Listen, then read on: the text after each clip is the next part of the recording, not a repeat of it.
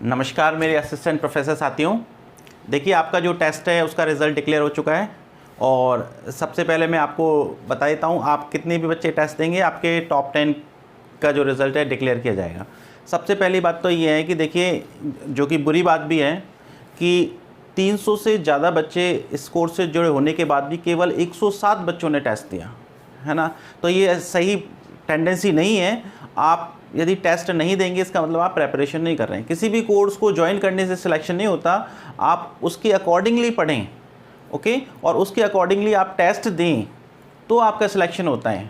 Fine, तो आप समझदार हैं। तो मैं तो आपसे यही उम्मीद करूंगा कि यदि मैं आप लोगों के लिए यदि इस तरीके से टेस्ट पेपर बना रहा हूँ, मेहनत कर रहा हूँ, तो मैं आपसे उम्मीद करूँगा कि आप टेस्ट ज़रूर दें, आपको बेनिफिट होगा।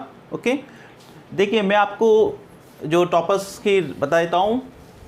फर्स्ट जो है प्रिया सिंह है, second Saurabh Saxena, third Vijay Dahiya, fourth Priyanka चारण, फिफ्थ शिव, फिर प्रियंका शर्मा, किशन सुतार, प्रशांत, सीएम पोसवाल, सोनाली सैनी और जय।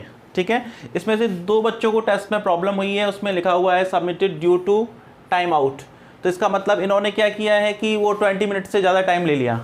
एक किशन सुतार है और एक प्रशांत है। तो इन्होंने क्या किया है कि बीच में कहीं इंगेज हो गए होंगे। तो आपको जितना टाइम है, मान लो 20 मिनट्स का टाइम है, तो 20 मिनट्स के टाइम में ही टेस्ट दें। आप यदि इधर उधर इंगेज हो जाएंगे तो आपको प्रॉब्लम होगी। कोई बात नहीं, आपका फर्स्ट टेस्ट था तो इसमें कोई दिक्कत नहीं है। आगे आप ध्यान रखना। और फिर आपको सबसे बड़ी इस चीज़ का ध्यान रखना है कि टेस्ट जरूर अपीयर हो। टेस्ट में यदि आप टेस्ट में अपीयर नहीं होगे तो आपकी परफॉर्मेंस में किसी भी तरीके से कोई सुधार नहीं होगा। आप उसके अकॉर्डिंगली नहीं पढ़ोगे तो आपको सिलेक्शन होने में आपके में प्रॉब्लम आ जाएगी।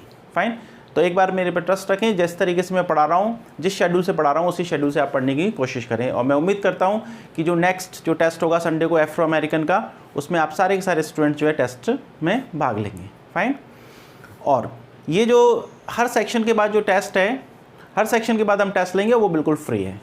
ओके, और उसका वीडियो सोल्यूशन भी होगा। देखिए, कुछ स्टूडेंट्स जो हैं वो मेरे से ही बात करना चाह रहे थे कि और उनके बहुत सारे क्वेश्चन थे जो कि हमारी टीम जो है सॉल्व नहीं कर पाई। उनको उस चीज़ की जानकारी नहीं थी। तो मैं उन सारे स्टूडेंट्स का 5 मिनट का टाइम लेके उनके जितने भी क्वेश्चंस हैं उनके जवाब दे देता हूँ। एक बार मैं क्वेश्चन लेके आया हूँ। देखिए, पहला तो क्वेश्चन ये है कि नोटिफिकेशन कैसे दिखेगा। तो इसमें तो मेरे को बताने की कोई बात नहीं है। आप ऐप में जाएं, ऊपर एक बेल आइकॉन होगा, उसको क्लिक करें तो आपको नोटिफिकेशन दिख जाएगा। मेरा ये मानना है कि आप एक बार जब भी ऐप खोलें तो एक बार नोटिफिकेशन को जरूर देखें। कोई नोटिफिकेशन हो, जिसका स्टूडेंट्स का फ़ोन आया, हमें पता ही नहीं लगा टेस्ट था, है ना, तो वो कैसे पता लगेगा। अब बाद में टेस्ट देने का कोई फ़ायदा नहीं है। आप बाद में टेस्ट दोगे तो रैंक शो नहीं होगी। अब आप कितनी भी बार टेस्ट दे लो उसमें प्रैक्टिस के लिए, ये आपकी मर्जी है, लेकिन रैंक शो नहीं होगी उसमें। अब ओके, वो जो टाइम ड्यूरेशन में आप टेस्ट देते हैं तो रैंक शो होती है। सेकेंड है कि मैंने आपको बता दिया हर सेक्शन के बाद आपका टेस्ट होगा।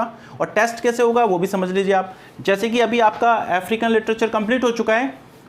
अफ्रीकन लिटरेचर के 20 क्वेश्चन है। नेक्स्ट जो आपका टेस्ट होगा वो एफ्रो अमेरिकन होगा। और एफ्रो अमेरिकन जो होगा तब उसमें अफ्रीकन के भी क्वेश्चन आएंगे। इसी तरीके से जब अगला टेस्ट होगा तो पिछले 2 टेस्टों के भी सिलेबस आएंगे। इसका मतलब क्या है, इससे आप रिवीजन करते जाएंगे।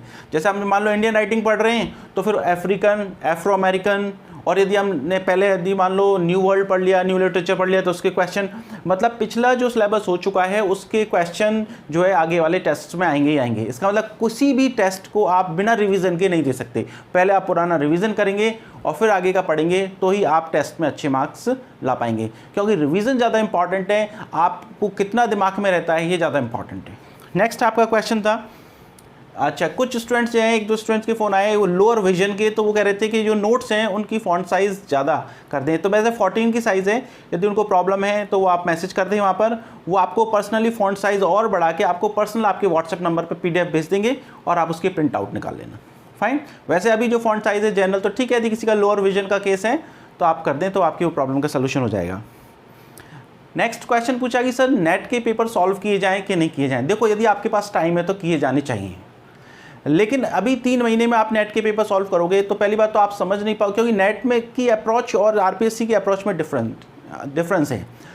जो भी नेट की जो रेलिवेंट चीज़ें जो मुझे लगता है कि आपको पूछी जा सकती हैं नेट के पेपर्स में, तो वो मैं देखकर आपको खुद बता दूंगा। बाकी कि आप पढ़ना चाहें तो मुझे कोई प्रॉब्लम नहीं है, लेकिन आप ये मैनेजमेंट रखना कि आप सोचो कि एक बार नेट के क्वेश्चन हमने निकाल लिए और हमारा काम हो गया। नहीं, एक क्वेश्चन को आप पूरा डीपली उसके आंसर्स को चेक करें कि ऐसा क्यों है, क्या है, उसके आसपास की चीज़ें देखें, और फिर इतना टाइम होना चाहिए कि उसको 2-3 बार दोबारा पढ़ लें, नहीं तो वो आपकी मेहनत ख़राब हो जाएगी, आपका पढ़ा लिखा कुछ काम नहीं आएगा। 1-2 बार उसको आप देखने से आप काम नहीं चलेगा, ठीक है। कोई कोइंसिडेंसली क्वेश्चन आपको मिल जाए और आपकी नज़रों में रह जाए और फिर एग्ज़ाम में आ जाए, वो एक संयोग होता है, ठीक है ना, और संयोग हमेशा नहीं होते हैं। फाइन, आप करें तो ठीक है, बाकी की मैं खुद कंसल्ट कर रहा हूँ और उसमें से कोई भी क्वेश्चन मुझे लगेगा आपकी अप्रोच के हैं तो मैं आपको टेस्ट में डाल दूंगा, या फिर आपको मैं क्लास में बता दूंगा, जैसे भी होगा वैसा कर लेंगे। नेक्स्ट क्वेश्चन है कि अफ्रीकन से कितने क्वेश्चन आते हैं। देखिए, पहली बात तो जैसे आप जो भी सेक्शन है आपका, जैसे फर्स्ट पेपर है और सेकंड पेपर है, तो फर्स्ट पेपर में जो ए सेक्शन है वो ग्रामर का है, बी सेक्शन जो है लिटरेरी क्रिटिसिज्म का है, और सी सेक्शन जो है क्रिटिकल थियरीज का है। तो ये असम्पशन है कि तीनों में से 50-50 क्वेश्चन आएंगे। इसी तरीके से जो सेकंड पेपर की बात करें तो ब्रिटिश लिटरेचर है, उसमें से 50 क्वेश्चन, उसके बाद आपका अमेरिकन एंड नॉन ब्रिटिश, उसमें से 50 क्वेश्चन, फिर उस इंडियन वाला सेक्शन, उसमें से 50 क्वेश्चन। एक ये है, लेकिन इनका डिस्टर्ब भी हो सकता है, वैसे जनरली ऐसा ही है। अब स्पेसिफिक आप मुझसे पूछेंगे अफ्रीकन के कितने आएंगे और एफ्रो अमेरिकन के कितने आएंगे, तो वो बताना मुश्किल है। देखो, लास्ट ईयर के जो पेपर्स हैं उनका यदि ट्रेंड देखा जाए तो 2016 का देखा जाए तो 2016 में एफ्रो अमेरिकन, यदि हम 2016 की बात करें, देखिए आपने स्पेसिफिक अफ्रीकन और एफ्रो अमेरिकन का पूछा था। 2016 में अफ्रीकन पर ऑलमोस्ट 4 क्वेश्चन थे और एफ्रो अमेरिकन पे ऑलमोस्ट 10 क्वेश्चन थे। अब वो थोड़ा सा चक्कर हो जाता है, एफ्रो अमेरिकन के क्वेश्चन हम अमेरिकन में भी इंक्लूड कर सकते हैं, मान लो हार्लेम रेनेसेंस आ गया तो हम उसको उसमें भी इंक्लूड कर सकते हैं। तो कई चीज़ें हैं वो बाद में हम डिस्कस करेंगे। इसके बाद यदि 2020 की बात करें तो 2020 में 1 या 2 क्वेश्चन ये अफ्रीकन से आया, जबकि ऑलमोस्ट 11 के आसपास क्वेश्चन जो है एफ्रो अमेरिकन में से आए। इसका मतलब हम ये मोटा मोटा आइडिया लगा सकते हैं, अफ्रीकन और एफ्रो अमेरिकन में से आपको 15 क्वेश्चन आने की पॉसिबिलिटी है। अब ये जो है पॉसिबिलिटी 15 से 20 भी हो सकती है और 10 भी हो सकती है ना। तो ये कहीं भी फिक्स्ड नहीं है कि इसमें से इतने ही क्वेश्चन आएंगे। जो पिछली एग्जाम का ट्रेंड तो ये है कि अफ्रीकन और एफ्रो अमेरिकन दोनों में से मिलाकर ऑलमोस्ट 50 क्वेश्चन आते हैं। सबसे ज़्यादा वेटेज रहता है अमेरिकन का, दोनों ही बार एग्जाम में ऐसा हुआ है, अमेरिकन में से ज़्यादा क्वेश्चन आए हैं। ओके, तो फिर आपको एक बार मैं दोनों पेपर जो है उनको अच्छी तरह से एनालिसिस करवा दूंगा एक क्लास में, उसमें किस किस में से कितने कितने क्वेश्चन आए वो भी बता दूंगा। लेकिन किस किस में से कितने क्वेश्चन आए उसका मतलब आप ये ना मान के चलें कि ऐसा अगली एग्जाम में भी होगा। हो सकता है ऐसा हो जाए और हो सकता है नहीं हो। नेक्स्ट क्वेश्चन था कि भाई प्रिंटेड नोट्स कैसे मिलेंगे। तो आपको जो भी क्लास स्टार्ट होगी, जैसे एफ्रो अमेरिकन स्टार्ट होने वाला है, तो एफ्रो अमेरिकन स्टार्ट होने से पहले आपको प्रिंटेड नोट्स डाल चुके हैं, आपको अपलोड कर दिए गए हैं। आप आराम से उनकी प्रिंट निकालें। प्रिंट निकालने के बाद आप 1 साइड प्रिंट निकाल के आराम से पढ़ें और जो भी एक्स्ट्रा चीज़ें बताई जाती हैं उनको भी नोट डाउन करते चलें। आपको हर जो भी क्लास जो भी सेक्शन स्टार्ट होगा उससे पहले उसकी प्रिंटेड फॉर्म में PDF जो है अपलोड कर दी जाएगी और आप उसको आराम से निकाल सकते हैं। नेक्स्ट है आने वाले टेस्ट का फॉर्मेट कैसा होगा। ऐसा ही होगा जैसे मैंने आपको बता दिया, हर सेक्शन के बाद आपका टेस्ट होगा।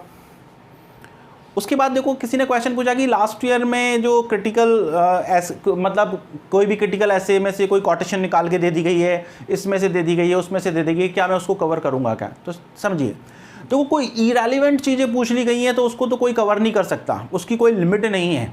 वो क्वेश्चन इसीलिए होते हैं कि आप उनको छोड़ दें तो इसी में समझदारी है, क्योंकि उतना आप वाइड पढ़ नहीं सकते। लेकिन जो जो इंपॉर्टेंट ऐसे हैं, इंपॉर्टेंट अप्रोचेस हैं, इंपॉर्टेंट टर्म हैं, इंपॉर्टेंट कोटेशन हैं जो कि जाननी जानी चाहिए, उन सब के बारे में हम डिस्कस करेंगे। और यदि मान लो किसी एग्जाम में 2, 4, 5 कोटेशन ऐसी आ जाएं जो कि बिल्कुल आप उनसे परिचित नहीं है, आपको पता नहीं है, तो वो आप टेंशन ना करें, वो छोड़ने के लिए ही होती है।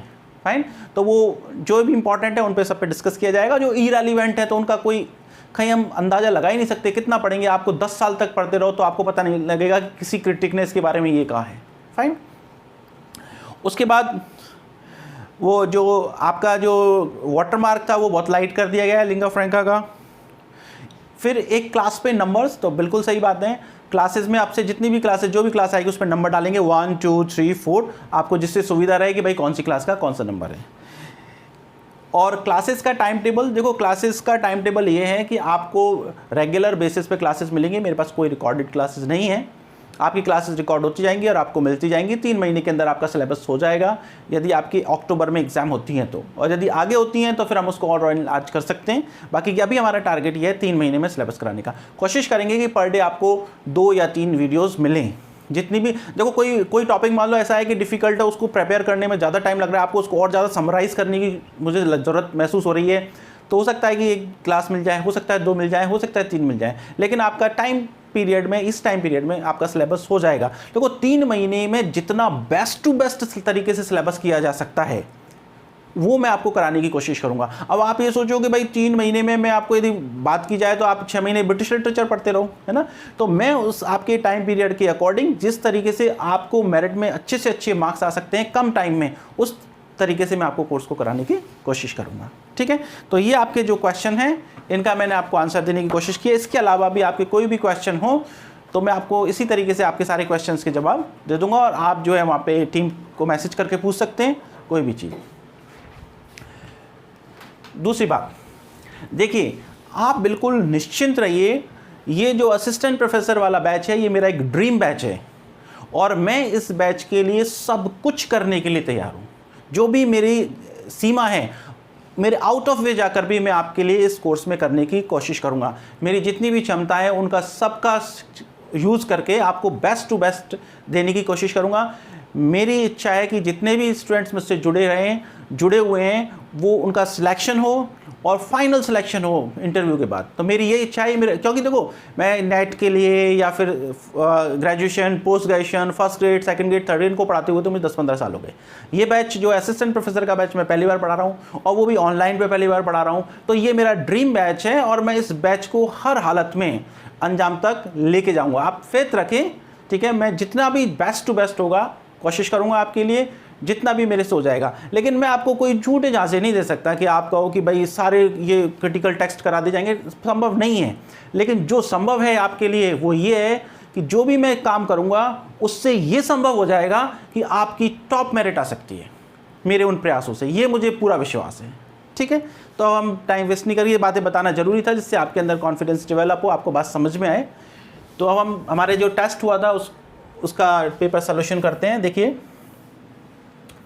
देखिए आपका फर्स्ट क्वेश्चन है पिक द राइट ऑप्शन। इसमें से राइट ऑप्शन कौन सा है? तो देखो ये नेशनलिटी पर पूछा गया क्वेश्चन है कि भाई किसकी नेशनलिटी क्या है। ओके, तो आपको ध्यान रखना है। देखो हमने बात की थी, यदि हम बात करें ब्यूची अमिचेटा, देखो याद करने का थोड़ा सिंपल सा तरीका है, बेन ऑक्री, नंबर 3 चिमामांडा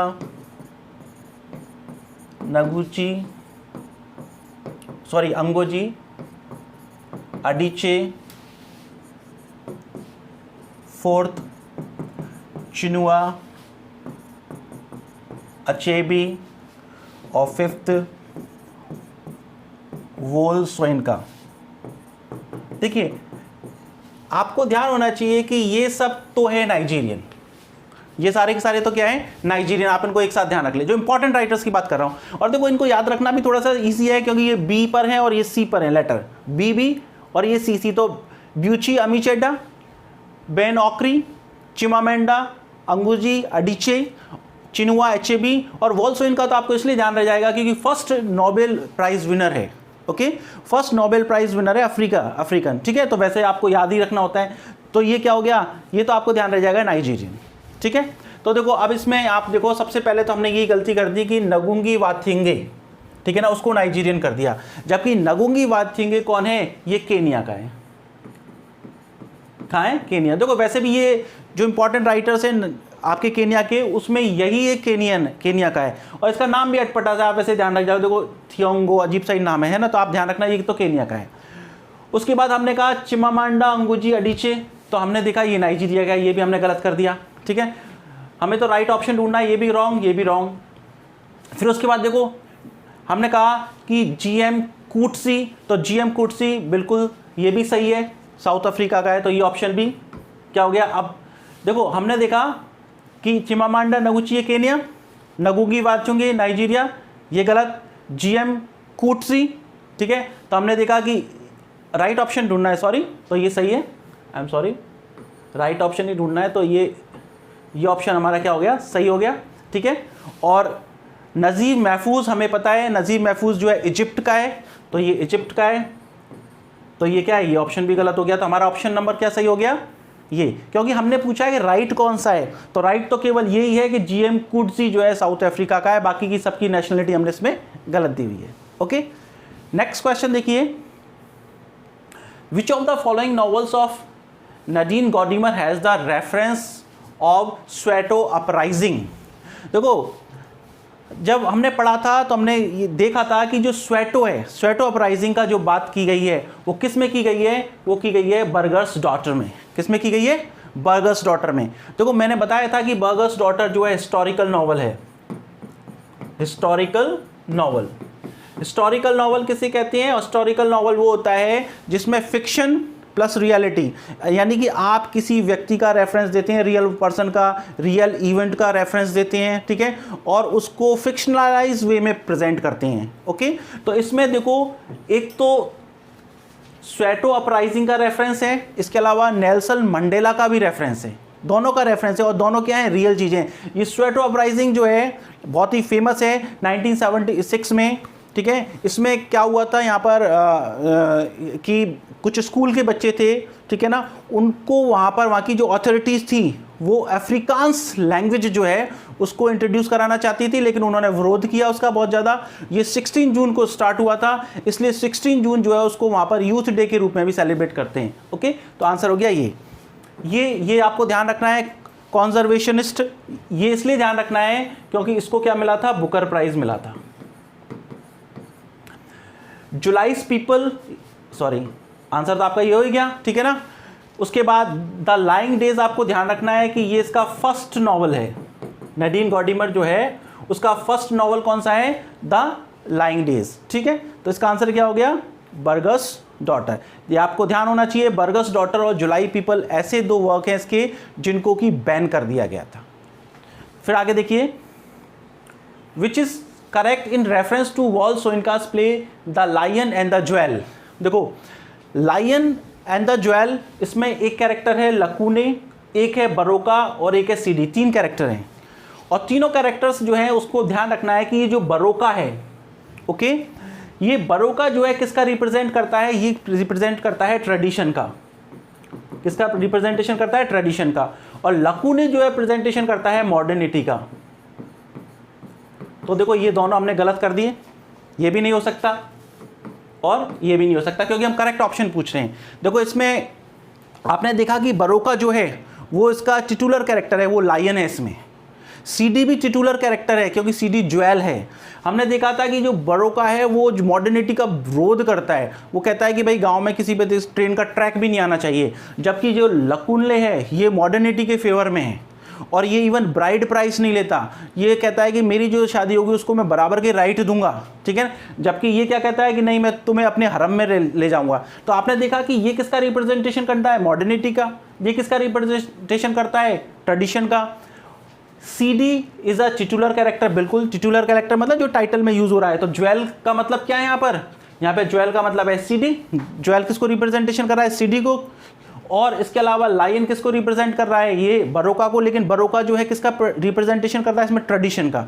बरोका जो है परंपराओं के हिसाब से चलना चाहता है, ओल्ड ट्रेडिशन के हिसाब से। और लकुनले जो है मॉडर्निटी का रिप्रेजेंटेशन करता है। तो ये सारी बातें सही हैं, केवल यही गलत है कि इट वॉज पब्लिश्ड इन 1960, क्योंकि ये 1959 में पब्लिश हुआ था। देखो अब क्या है, आपको किसी वर्क का जब तक कि कोई बहुत ज़्यादा इंपॉर्टेंस है पब्लिकेशन याद करने की ज़रूरत नहीं है।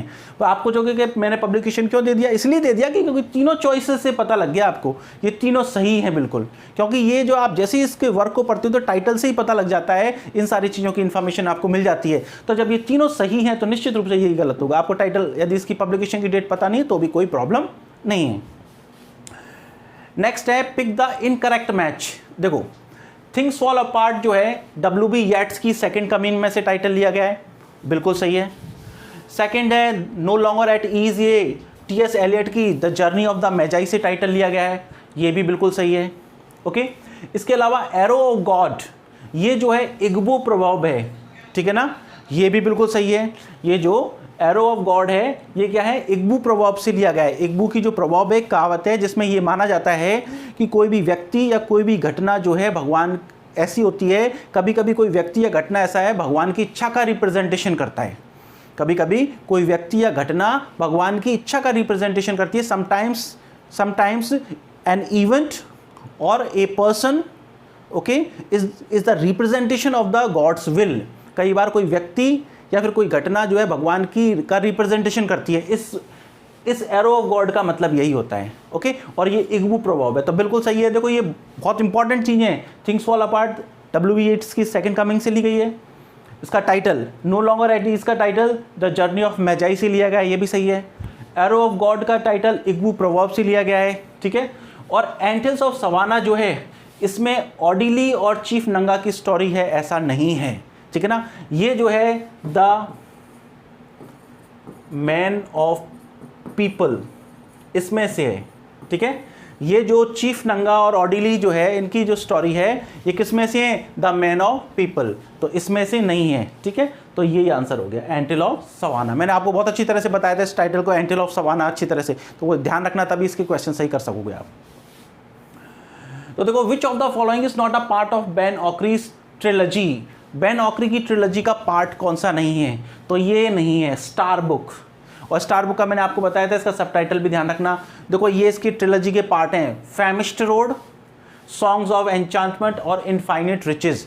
ये आपके लिए बहुत ज़्यादा इंपॉर्टेंट है। फैमिश्ड रोड क्यों, क्योंकि इसको बुकर प्राइज मिल चुका है, नंबर 1, ठीक है। इसका जो मेन कैरेक्टर है वो अजारो है, ये भी ध्यान रखना है। तीसरी बात, इसमें एनिमिस्ट रियलिज्म की बात की है, मैंने आपको बहुत अच्छी तरह समझाया था एनिमिस्ट रियलिज्म क्या है। इसी की मैंने कहा था आपको सब जानर क्या है, कौन सा है, मैजिक रियलिज्म। तो आपको ये फैमिश्ड रोड के बारे में तो ध्यान रखनी है, बहुत सारी बातें, ठीक है। लेकिन हमारा आंसर क्या हो गया, ये तो ट्रिलॉजी है, ठीक है ना, ये तो बेन ऑक्री की ट्रिलॉजी है, लेकिन आपका जो स्टार लुक है वो नहीं है, ठीक है।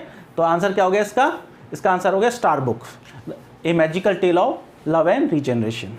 नेक्स्ट देखिए, find out the appropriate option in reference to G.M. Coetzee's novel.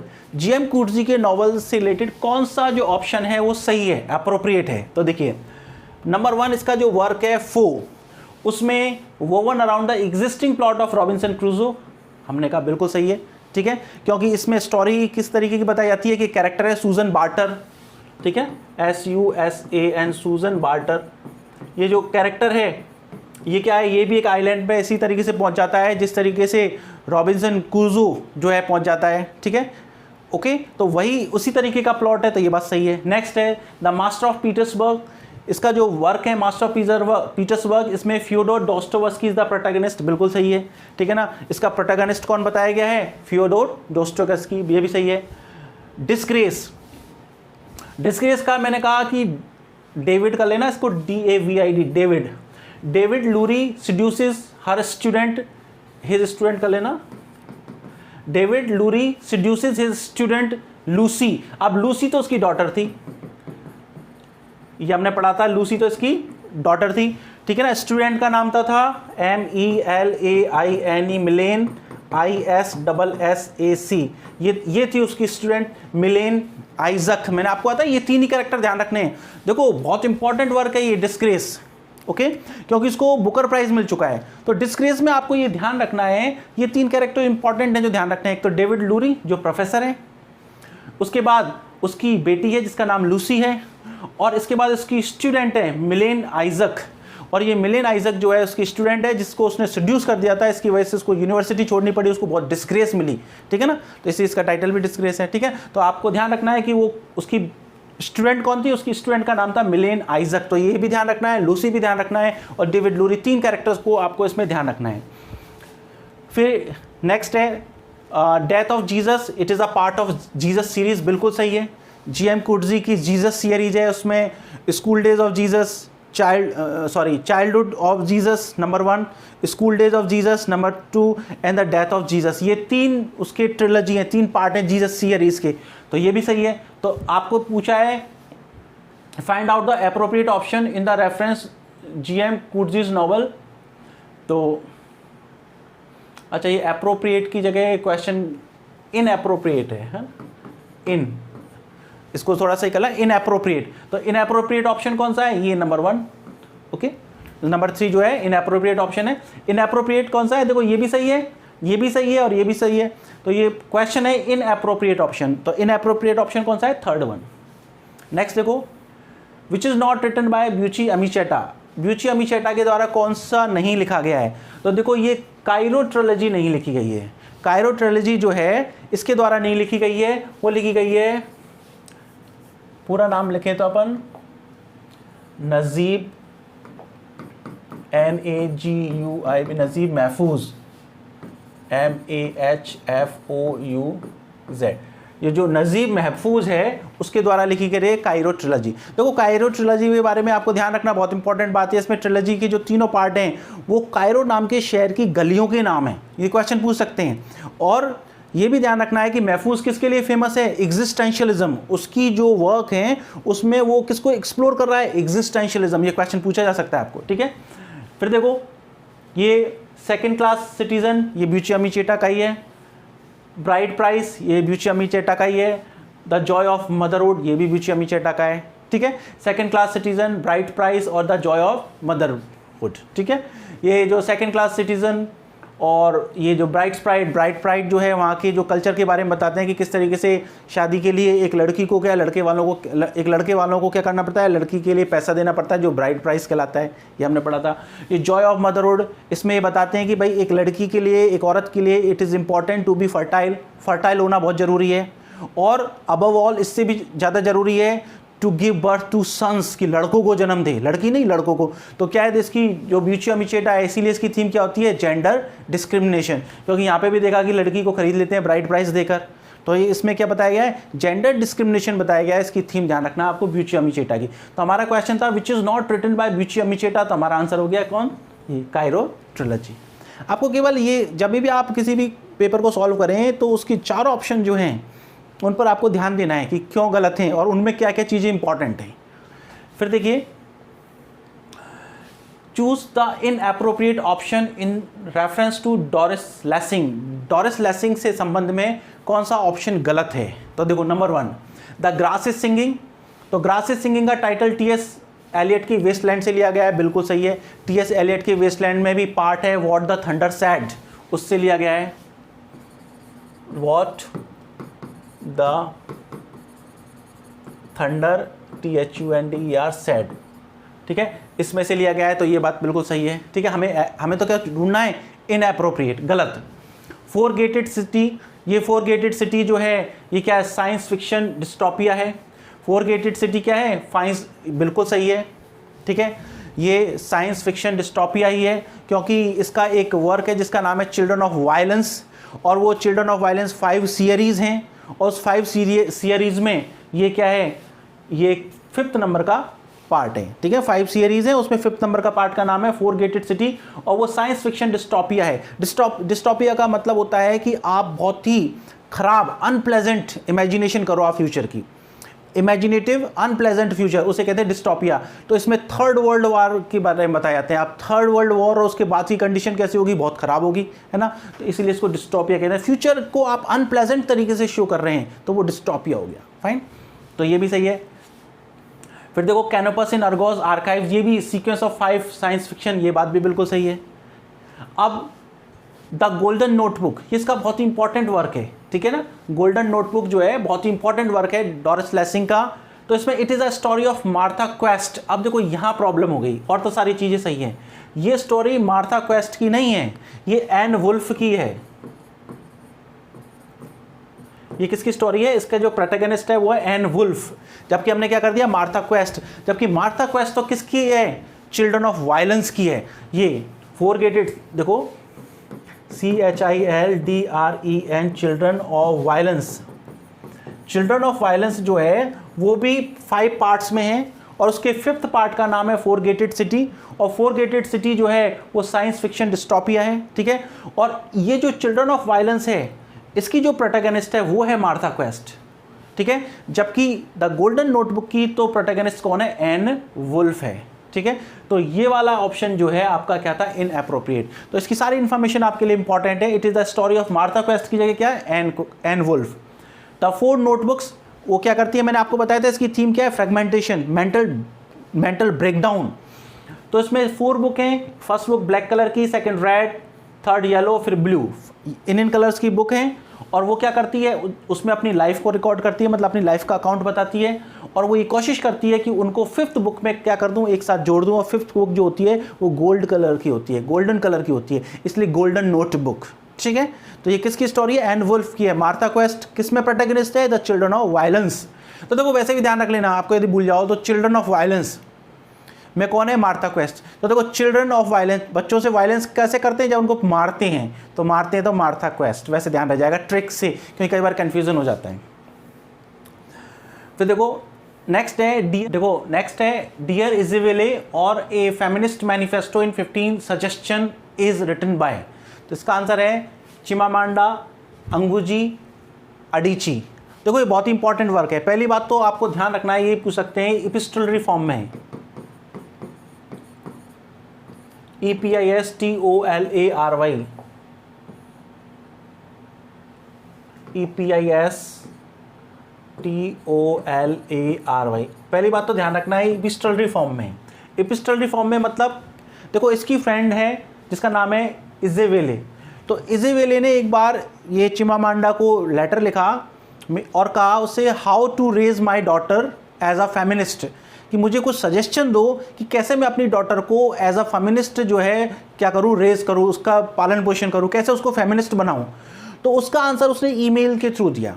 तो ईमेल के थ्रू जो उसने सजेशन दिए वो ये थे सारे के सारे 15 सजेशन, और फिर वही एक क्या हो गया, वर्क हो गया। तो मेल के द्वारा, तो आपको पता है कि यदि कोई भी वर्क जो है, नॉवल जो होता है या कोई भी वर्क होता है वो लेटर की फॉर्म में होता है, तो उसे हम बोलते हैं एपिस्टोलरी। तो इसीलिए इसको क्या बोलते हैं, एपिस्टोलरी फॉर्म में। ठीक है, नेक्स्ट देखिए, विच is not true about Mao Mao uprising. Mao Mao uprising के बारे में कौन सी चीज़ गलत है। तो देखो number 1, the term first use by Tom Wolfe. ये सारी इन्फॉर्मेशन आपके लिए इंपॉर्टेंट है, आपको इनमें से कोई सी भी चीज़ एग्जाम में पूछी जा सकती है। इसी तरीके से मैंने क्वेश्चन दिया है जिससे कि एक क्वेश्चन में आपको माओ माओ के बारे में सब कुछ पता लग जाए, हमने पढ़ाई था डिटेल में। तो देखो the term was first use by Tom Wolfe, बिल्कुल सही बात है। ठीक है, हमें तो नॉट ट्रू, सही नहीं है वो देखना है। नेक्स्ट है it is non violent resistance. तो ये ध्यान रखना, नॉन वायलेंट नहीं था, ये वायलेंट था। ये कैसा रेसिस्टेंस था, वायलेंट रेसिस्टेंस था ब्रिटिश डोमिनेंस का इन केनिया। ब्रिटिश डोमिनेंस के अगेंस्ट केनिया में होने वाला एक वायलेंट मूवमेंट था। ठीक है, it has to do with ritual oaths, हमने पढ़ाई था। रिचुअल ओथ्स होती है, इसमें लीडर्स क्या करते थे, उनको रिचुअल ओथ्स दिलाते थे जिससे कि वो क्या कर सकें, यूनिटी को प्रमोट कर सकें। Next the term Mao Mao means intimidate, डरना। तो सही है, सारे के सारे ये ऑप्शन सही है। तो कौन सा गलत था, केवल ये, क्योंकि वो नॉन वायलेंट नहीं था, वो वायलेंट था। मूवमेंट कैसा था, वो वायलेंट। नेक्स्ट है arrange the following writers in the order in which they received Nobel prize. देखो मैंने आपको बताया था नोबेल प्राइज को याद रखने का बहुत ही अच्छा तरीका बताया था। मैंने कहा था SMG, ठीक है ना, CL। ठीक है, जो अफ्रीकन राइटर्स हैं उनका सीक्वेंस पूछते हैं, और नोबेल प्राइज किस किस को मिल रहा है, मिला हुआ है, ये भी पूछते हैं। तो उसको याद करने का मैंने आपको तरीका बताया कि आपके कोई भी हेड ऑफ इंस्टीट्यूशन है तो उसको आप बोलेंगे श्रीमान जी, उससे आप कैजुअल लीव लेने जाते हो, आकस्मिक अवकाश छुट्टी लेने, तो आप ऐसे कहते हो श्रीमान जी CL दे दो। ठीक है, तो श्री से सोइनका, फिर नजीब महफूज, फिर गॉडिमर, फिर कुर्सी, फिर लेसिंग। तो यही सीक्वेंस है इसका, आपको बहुत इजीली याद हो जाएगा। सोइनका, महफूज, गॉडिमर, कुर्सी और लेसिंग। तो सीक्वेंस क्या है, ABCDE। तो फर्स्ट चॉइस ही सही है। समझ में आ गया। तो याद करने का तरीका देखो, ये निमोनिक डिवाइस है, आपको बहुत हेल्पफुल रहेगी। फिर है what is the title of Chinua Achebe's memoir. Chinua Achebe के मेमवा का टाइटल क्या है। तो देखो आपको things fall apart, no longer at ease और एरो ऑफ गॉड आपको पता है अफ्रीकन ट्रिलॉजी है। ये तीनों तो क्या है, अफ्रीकन ट्रिलॉजी हम पढ़ चुके हैं। और केवल ये जो है कौन, देयर वॉज ए कंट्री, ये इसका मेमवा है जिसमें कि वो बायफ्रंट वॉर का अकाउंट बताता है। वो अपना बायफ्रंट वॉर जो है, मैंने आपको बताया था नाइजीरियन वॉर, BIAFRAN, जिसको आप नाइजीरियन वॉर भी बोलते हो। ठीक है, जो कि 1967 से लेकर 17 तक चला था। तो इसके अंदर वो इसका लेखा जोखा बताता है और ख़ुद उसमें किस तरीके से उसको देखता है, उसके ऊपर क्या प्रभाव पड़ा, वो सारी चीज़ें बताता है। तो क्या हो गया, अपने बारे में बताना, तो क्या हो गया, ये मेमवा हो गया। मैंने आपको मेमोir और ऑटोबायोग्राफी में बहुत अच्छी तरह से अंतर समझाया था, तो वो आपके दिमाग में होना चाहिए। अभी हम इसके बारे में डिटेल बात नहीं कर सकते। Which of the following work did Chinua Achebe write in response to Joseph Conrad's heart of darkness? तो ये तो आपको देखो वैसे ही पता लग जाएगा, कॉनराड इसमें वर्ड यूज़ हो रहा है। कई बार क्या होता है कि लोग सोचते हैं कि यार इतनी बड़ी एग्जाम है, इसमें तो कॉनराड पहले से ही लिख रहा है, तो ये आंसर नहीं होगा, कुछ और होगा, अलग होगा, है ना। तो ऐसे भी नहीं, आपको ध्यान रखना है। तो ये चिनुआ एचेबी जो है, उसने हार्ट ऑफ डार्कनेस के अगेंस्ट में उसने ये कहा था कि Joseph Conrad is thorough racist. उसने कहा था जोसेफ कॉनराड बिल्कुल रेसिस्ट है, नक्सलवादी, बिकॉज ही डिपिक्ट्स अफ्रीका, ठीक है ना, as an antithesis to west, as an antithesis to civilised country. तो वो जितनी भी सिविलाइज्ड कंट्री हैं वेस्ट के एंटीथेसिस में बताता है उसको। तो इस तरीके से वो कहता है कि उसका एटीट्यूड क्या था, रेसिस्ट था, ऐसा चिनुआ एचेबी का मानना है, ठीक है। नेक्स्ट है, इन G.M. Coetzee's Disgrace, David Lurie is working on an opera on the life of one of the romantic poets. Who is the poet? देखो अभी हम बात कर रहे हैं G.M. Coetzee का डिस्ग्रेस, बहुत इंपॉर्टेंट है। डेविड लूरी उसका जो प्रोफेसर है, ठीक है, उसकी बेटी जो है लूसी है, और जो स्टूडेंट मेलिन है आइजक। तो इसमें वो कह रहा है कि डेविड लूरी जो है ओपेरा में एक रोमांटिक राइटर का रोल प्ले करता है। तो कौन सा? देखो जब यदि आपको इसका आंसर नहीं आता, लेकिन आपने यदि जो मैंने बताया है वो समझ रखा है, तो आप इसका आंसर आसानी से दे सकते हो, आपका ये थोड़ी सी नॉलेज है। तो कैसे? हमने जब डेविड लूरी के बारे में पढ़ा था तो हमने देखा था कि शुरुआत में वो क्या था, वो प्रोस्टिट्यूट्स के पास जाता था, उसने अपने एक सेक्रेटरी को सेड्यूस किया, उसके बाद उसने अपनी स्टूडेंट को सेड्यूस किया। इसका मतलब वो वुमनाइजर था, ठीक है ना। वुमनाइजर का मतलब वो हिडनिस्ट था, ठीक है ना। हिडनिस्ट कहते हैं जो कि केवल जिसका उद्देश्य लाइफ में प्लेजर ढूंढने का हो, ठीक है ना, जिसके बहुत सारे अफेयर्स हो, जिसके बहुत सारे सेक्सुअल रिलेशन हो, तो वो होता है वुमनाइजर। तो आप देखो इनमें से कौन सा है, आपने यदि ब्रिटिश लिटरेचर पढ़ रखी है तो आप जानते हो कि बायरन जो था वो ऐसा था। कौन था? तो बायरन का रोल अदा करता है वहाँ पे। ओपेरा जो है उसमें हमने कहा कि वो ओपेरा में जो है किसकी जो लाइफ जो है उस पर वर्क कर रहा है। तो किसकी पे कर रहा है? तो आपकी जिस तरीके का आपका नेचर होगा आप उसी को तो फॉलो करेंगे, है ना। तो आपने देखा ब्रिटिश लिटरेचर में हम पढ़ते हैं तो हिडनिस्ट था बायरन, वुमनाइजर था। तो हमने देखा डेविड लूरी भी ऐसा ही था। तो किसका करता है वो? बायरन का। जो हम ब्रिटिश लिटरेचर में पढ़ेंगे जब आपको और अच्छी तरह समझ में आ जाएगा, ठीक है। तो इस किसके ऊपर वर्क कर रहा है? बायरन के ऊपर।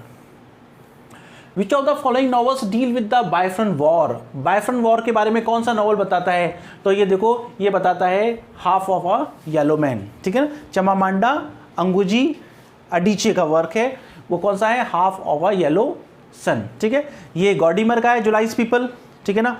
एरो ऑफ गॉड चिनुआ एचेबी का है, और ये जो है G.M. Coetzee का है, ठीक है। तो ये आपको पता ही होगा।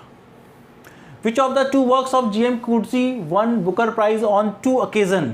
ठीक है, G.M. Coetzee के कौन से वर्क ने जो है 2 बार बुकर प्राइज प्राप्त किया? तो इसमें ऑप्शन लिखना भूल गया मैं, है ना। तो आपको ये ध्यान रखना, ये है, एक तो है आपका life and time of Michael के, और ये 2 और 3, ये ऑप्शन सही है। तो उसको आपको चॉइस में ऐसे मिल जाएगा, इसमें जैसे ABCD मिल रहा है, ABCD, तो ऐसे मिल जाएगा ABBCCD। तो मतलब ये दोनों आंसर हैं। जिसमें भी आपको B और C चॉइस मिले वो आंसर सही है, क्योंकि आपको पता है कि एक तो life and time of Michael के और डिस्ग्रेस, इन दोनों के लिए उसको बुकर प्राइज मिल चुका है। ये फर्स्ट राइटर है, ध्यान रखना, ये बहुत इंपॉर्टेंट है। G.M. Coetzee फर्स्ट जो है अफ्रीकन राइटर है जिसको कि बुकर प्राइज मिला है 2 बार, 2 ओकेजन पर, ठीक है। मतलब फर्स्ट पर्सन है जिसको कि 2 बार बुकर प्राइज मिला है। फिर देखो, which of the novels of Buchi Emecheta provide a fictional portrait of poor young Nigerian woman struggling to bring up their children in London? Buchi Emecheta जो है उसने एक कैरेक्टर को प्रेजेंट किया है, ठीक है, और वो जो है वो एक नाइजीरियन गर्ल है जो स्ट्रगल कर रही है किस्म को अपने बच्चों को पालने के लिए लंदन में। तो आपको पता ही है, मैंने बताया था कि आधा है वो लड़की, ठीक है ना। कौन सी है? आधा। और जिसकी स्टोरी किस किस में बताई जाती है? एक तो बताई जाती है इन द डच में, ठीक है ना, इन द डिच, सॉरी, और सेकंड क्लास सिटीजन में। तो आंसर क्या हो गया? C और D। तो आप देख लो C और D किस में? तो C और D किस में? इसमें आधा स्टोरी ADAH कैरेक्टर है, ADAH, ठीक है ना। वो किस तरीके से अपनी बेटी को पालने में स्ट्रगल करती है उसकी स्टोरी है। फाइन। नेक्स्ट जो है, which of the following characters is killed in Achebe's things fall apart in conformity with the African tribal custom? देखो, जब हमने थिंग्स फॉल अपार्ट पढ़ा था तो हमने पढ़ा था उसका जो प्रोटैगनिस्ट है वो ओकोंकवू है, ठीक है। वो एक इकेफेफुना जो नाम का लड़का है उसको अपने पास रखते हैं, ठीक है ना। उसके बाद एक बार ओरेकल होता है, ठीक है ना, भविष्यवाणी होती है, उसमें कहते हैं कि ये सही नहीं, इसको मार दो, तो फिर ओकोन्क्वो ही उसको मार देता है। तो वो कौन है जो कस्टम को फॉलो करने के लिए उसका मर्डर कर दिया जाता है, और वो व्यक्ति कौन है, वो है इकेमेफुना। ठीक है, देखो ओकोन्क्वो तो प्रोटैगनिस्ट है, इसके अलावा ये जो नवोया है ये ओकोन्क्वो का बेटा है, और ये जो ओबिरिका है इसका भी कैरेक्टर ध्यान रखना है, ये फोल टू ओकोन्क्वो है, मतलब ओकोन्क्वो के बिल्कुल विपरीत है। ओकोन्क्वो रेसलर था, वायलेंट था, तो ये कहता है कि किसी भी वायलेंस करने से पहले थोड़ा सोच लिया करो, शांत रहा करो। इस तरीके से इसका नेचर इसके बिल्कुल ऑपोजिट है। किसके, ओबेरिका का नेचर जो है किसके अगेंस्ट है, बिल्कुल ओकोन्क्वो। तो ओकोन्क्वो प्रोटैगनिस्ट हो गया, ये फोल टू द ओकोन्क्वो हो गया, ये ओकोन्क्वो का बेटा हो गया। और ये इकेमेफुना हमने पढ़ा था कि किस तरीके से जो है ओकोन्क्वो इकेमेफुना को खुद ही मार देता है, जबकि वो उसको अपने बेटे की तरह रखता है। क्यों, वो इसलिए अपने कल्चर को रिस्पेक्ट देने के लिए कि भाई ऑरिकल हुआ है तो इसको मारना जरूरी हो गया। Which of the following play is not written by Wole Soyinka, इसमें से कौन सा प्ले वोल्सोइनका के द्वारा नहीं लिखा गया है, तो ये कौन सा है, ब्राइड प्राइस नहीं लिखाया गया है। ठीक है, और बाकी के सब उसी के द्वारा लिखे गए हैं। ठीक है, नेक्स्ट देखो, who of the following writers recreates the life of Yoruba community, Yoruba community को रिप्रेजेंट करने वाला राइटर कौन है, तो वो है वोल्सोइनका। ठीक है, आपने देखा हो, आपने जब हमने पढ़ा था death and the Kings horseman, death and the Kings horseman में वो यरूबा किंग, हमने बताया था यरूबा किंग मर जाता है, तो वहाँ पर ये कल्चर होता है कि भाई उस किंग के साथ ही उसका जो है हॉर्समैन भी मरना चाहिए, उसका घोड़ा भी मरना चाहिए, तो उनको सबको सुसाइड करनी पड़ती है। तो वो यरूबा कल्चर पढ़ा था ना, तो कौन प्रेजेंट करता है, यरूबा जो है, यरूबा कम्युनिटी को कौन रिक्रिएट करता है अपने वर्क में, तो वोल्सोइनका करता है। ठीक है, तो ये आपके 20 क्वेश्चन हैं, जिनको ये सारी चीज़ें मैं आपको सारी की सारी हमारे जो पूरे के पूरे कोर्स में पूरी करा दी थी, इसलिए मैंने इसको बारे में ज़्यादा समझाना बेटर नहीं समझा, क्योंकि आपको लगेगा कि टाइम वेस्ट हो रहा है, क्योंकि आपको सारी चीज़ें जो हैं बहुत डिटेल में पढ़ा दी गई थी। तो ये आपका अफ्रीकन लिटरेचर का जो टेस्ट था उसका मैंने आपको सोल्यूशन करवाया है। आप आराम से इसको एक बार और ढंग से देखें पेपर को। इसके बाद जो है नेक्स्ट क्लास जो है हमारी एफ्रो अमेरिकन की होगी। उसी तरीके से जैसे ही एफ्रो अमेरिकन कंप्लीट होगा तो आपको ध्यान रखना है एफ्रो अमेरिकन के 20 क्वेश्चन होंगे और अमेरिकन के 5 होंगे। तो आप कि जिन के अफ्रीकन लिटरेचर में कम मार्क्स आए तो रिवाइज करना स्टार्ट करें, ज़्यादा आए हैं वो भी रिवीजन करना स्टार्ट कर दें, क्योंकि इधर उधर मिसप्लेस हो जाते हैं, है ना, राइटर्स वर्क्स वगैरह मिसप्लेस हो जाते हैं। आप जितना रिवीजन करोगे उतना ही आपके दिमाग में ज़्यादा टाइम तक रिटेन रहेगा। मैं फिर कह रहा हूँ और बार बार मैं कह रहा हूँ कि जो मैं बता रहा हूँ आप उसी पर फोकस करें, इधर उधर नहीं जाएं। पूरी दुनिया भर के मैटर को मैं बहुत अच्छी तरह से समझता हूं। आप कहीं भी जाएं तो एक सिंगल जगह ट्रस्ट कर लें। मैं नहीं कह रहा मेरे ऊपर कर लें, जहां पर भी आप पढ़ते हैं एक सिंगल जगह ट्रस्ट कर लें। आप यदि बहुत ज़्यादा मैटर के चक्कर में डिस्ट्रैक्ट होगे, बहुत ज़्यादा इधर उधर चक्कर में डिस्ट्रैक्ट होगे, ठीक है ना, क्योंकि मेरा एक ही टारगेट है कि आपका सिलेक्शन होना चाहिए। ओके, मैं तो आपसे 2 ही चीज़ें मांग रहा हूँ। एक तो आप मेरे को सिलेक्शन दें, ठीक है, उसके लिए चाहे मुझे कितनी भी मेहनत करनी पड़े तो मेरे को सिलेक्शन चाहिए, क्योंकि ये मेरा ड्रीम बैच है। सेकंड चीज़, यदि आपको ऐसा लगता है कि हाँ आपको यदि देखो आप इस लेवल के हो कि आपको सब समझ में आ जाता है कि सामने वाला आपके लिए कुछ मेहनत कर रहा है या नहीं कर रहा है, या फिर कुछ करने के लिए डेडिकेटेड है क्या।